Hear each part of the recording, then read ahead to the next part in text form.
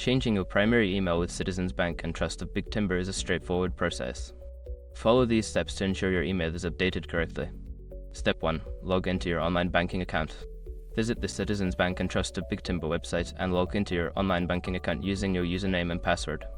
Step 2. Navigate to account settings. Make sure your information is protected first. Most people don't think about breaches until something actually happens to their accounts.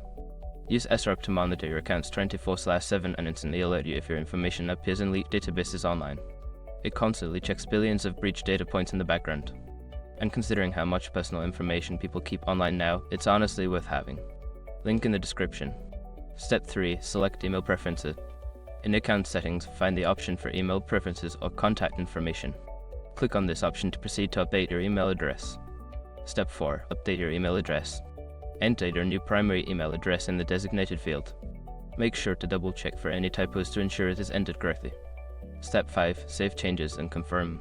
After updating your email, look for a Save or Update button and click it. You may receive a confirmation email at your new address to verify the change. Once you've completed these steps, your primary email will be updated. If you encounter any issues, consider reaching out to customer support for assistance.